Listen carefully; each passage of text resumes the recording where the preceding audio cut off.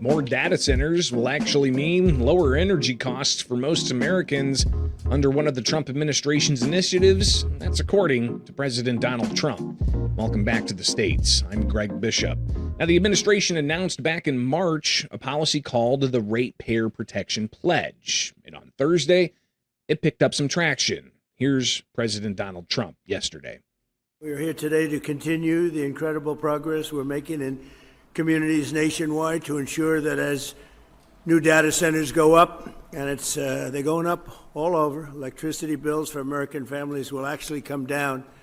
You know, you're going to be building your own data centers, and you're going to building your own electric plants. You're essentially becoming a utility like Con Edison in New York, but maybe at a level that nobody's ever seen before, because we've seen some of the plants that they're building are absolutely incredible. Now, joining us to discuss this further is Morgan Sweeney, the Center Square reporter. Morgan, thanks for taking time with the States. What exactly is the Ratepayer Protection Pledge? Yeah, so I would love to get into that. But first, I just wanted to give a little bit of background on the topic of data centers, depending on, how much listeners and watchers already know. But data centers are these huge, generally windowless buildings that house a lot of computing hardware, thousands of servers. They're necessary for cloud computing and AI. And obviously, modern American life is very, very dependent on technology and will likely only become more so. And so that's why you have this incredible data center boom across the whole country. So the problem is that data centers use a lot of electricity, especially hyperscale data centers, which are also only becoming more common. And hyperscale data centers can use as much electricity as tens of thousands of homes. So people who are concerned about the environment or simply their electricity bills going up don't always want them coming to their communities. And they also use a lot of water. And there have been some complaints of people who already live near data centers that there's noise pollution because of the equipment that it takes to cool them and the noise of that going on. So there's been a lot of resistance from a lot of communities toward having these come to where they live. So the Ratepayer Protection Pledge is this pledge that the Trump administration devised. They came out with it in March, and they got 7 of the largest tech companies to sign on to it, like Amazon, Google, OpenAI, Meta. And the pledge basically makes these companies, it tries to make them responsible for all of these costs associated with like bringing new infrastructure online and also just the new power generation so that ratepayers are protected against their rates going up. So that's essentially the idea behind it. And again, that was back in March where you had all of these tech companies sign on. But yesterday, the president announcing even had some Republican governors alongside with them. What was the news that came out from yesterday's, I guess, reiteration of that Ratepayer Protection Pledge? Yeah, so at this point, they have over 200, what is the word I'm looking for? Stakeholders? Yeah. A lot of different stakeholders involved in this, no question. Yeah. They have over 200 stakeholders who have signed on to this pledge, including, like you said, state governors. I believe there's 23 Republican state governors that have signed on to it. And so that was kind of the update that happened yesterday. But there are critics, right? I mean, you've talked to people in this space looking at data center development, and you kind of outlined some of the concerns that there are. And we'll hear from a resident in Tennessee that said that Nashville shouldn't allow a data center near a zoo. But what are some of the critics saying about this pledge in particular? Not about data centers, but about the pledge that the president has. Yeah, so at least when it initially came out, I was able to speak to a few different sources, and um, they said that it it's a nice concept. But one source that I spoke to just said it seemed incredibly vague, and it also seemed just merely aspirational. Um, because while it's nice ideas, it's not an executive order. It's obviously not a law. And so, how is the government going to really enforce all of this with thousands of data centers being built across the country? So that those were kind of the criticisms. And one of the things that I think we also have to highlight here, I memean, the president, of course, he's essentially the CEO of the federal government. Well, we've got 50 state governments. Within those 50 state governments, you've got county governments. Within those county governments, you got municipal governments.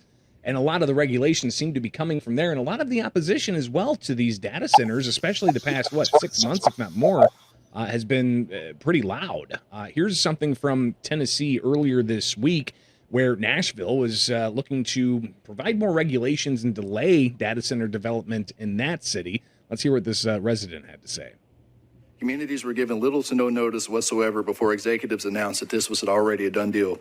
But folks, understand that this business model comes with a real human cost. There's a reason why cities all over the country have paused data center development from Denver to Seattle to Charlotte. That's because we need ample time to both study and regulate this massive technological expansion that is exploiting entire communities, causing real health problems, jacking up utility bills, and lining the pockets of tech executives. AI is human output sold back to us at a markup without any compensation or credit. This technology should work for us, not against us. And from what we're seeing from North Nashville to South Memphis, AI is harming working class communities that have already suffered from generations of legacy pollution. Again, clearly it's a hot issue at city halls and village board meetings across the country. How significant is it that the president has 23 governors signing on to this pledge? Will that matriculate down to these local governmental bodies?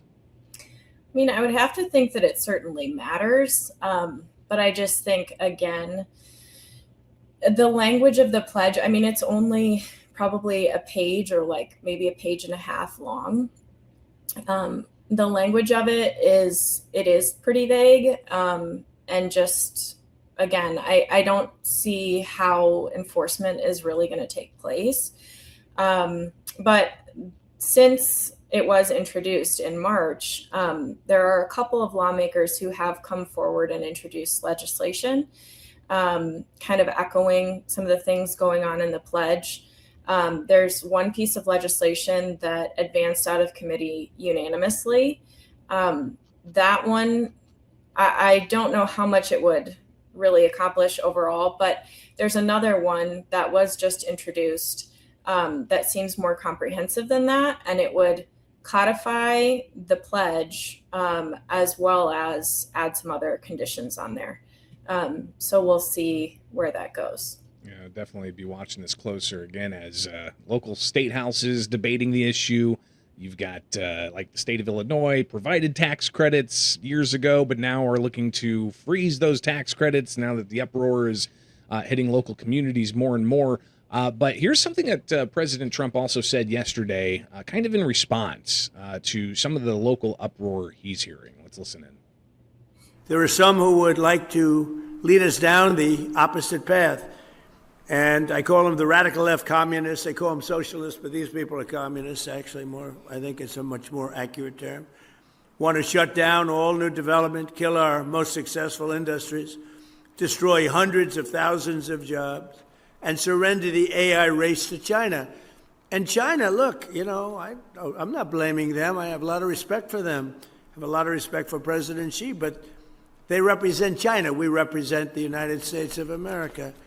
And they lobby against these things, and they spend money on it, and they want communities to reject them as much as possible because they'd like to be leading the race. But we're leading the race, and unless we're very foolish and, frankly, very stupid, we'll continue to lead the race. We have a nice lead.